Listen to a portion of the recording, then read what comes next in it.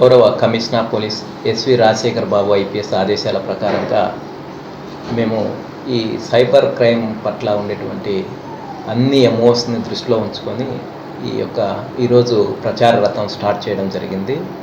ముఖ్యంగా మన ఈవెన్ గ్రామీణ ప్రాంతాల్లో కూడా చాలామంది ప్రజలు ఈ మొబైల్ యూసేజ్ వల్ల సైబర్ క్రైమ్కు గురవుతున్నారు.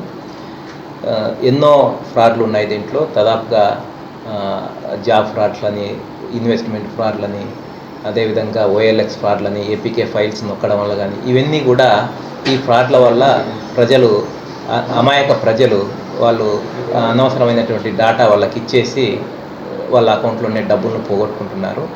దీని పట్ల ప్రజలందరూ కూడా అప్రమత్తంగా ఉండి ఎటువంటి అన్నోన్ కాల్స్ ఎత్తకూడదని, అదేవిధంగా ఎటువంటి లింకులు క్లిక్ చేయొద్దని చెప్పేసి విజ్ఞప్తి చేస్తున్నాము. ఎందుకంటే ఒకసారి క్లిక్ చేసామా మన యొక్క ఫోన్ డాటా అంతా కూడా వాడి చేతిలోకి వెళ్ళిపోయి వాడు మన అకౌంట్లను ఆపరేట్ చేస్తూ ఉన్న డబ్బులంతా కాజేస్తారు. కాబట్టి వీటి పట్ల ప్రజలందరూ కూడా అప్రమత్తంగా ఉండి మన ప్రాంతాల్లో ఈ సైబర్ నేరాలు జరగకుండా కాపాడుతారని చెప్పేసి మనస్ఫూర్తిగా విజ్ఞప్తి చేస్తున్నాము. ఇందులో ముఖ్యంగా అప్రమత్తతే ప్రధాన నివారణ, వేరే మార్గమే లేదు. కాబట్టి వన్స్ మీరు క్లిక్ చేసే ముందుగా ఒకసారి ఆలోచన చేసి ఇది మంచిగా చెడుకా అని వాళ్ళు జాగ్రత్త పడాల్సిందిగా విజ్ఞప్తి చేస్తున్నాం.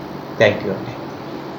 ఈ సైబర్ నేరాల పట్ల సామాజిక బాధ్యతలో మనం అన్ని వర్గాలు, రాజకీయ వర్గాలు, తర్వాత మన ప్రెస్ వాళ్ళు కూడా దీని మీద ప్రజలకు ఎక్కువగా అవగాహన కల్పిస్తూ ఇటువంటి ఇందాక డీసీపీ గారు చెప్పినట్లుగా అవి చేసే ముందు 1930 అని మనకు ఒక హెల్ప్ లైన్ ఉంది.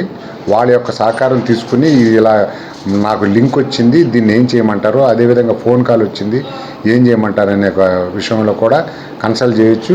అదేవిధంగా 112 అనే నెంబర్ను కూడా మీరు ప్రజలు దాన్ని వాడి ఈ విధమైన కాల్స్ వచ్చినాయి, ఆ లింకులు వచ్చినాయి అని కూడా ఒకసారి కన్ఫర్మ్ చేసుకోవచ్చు.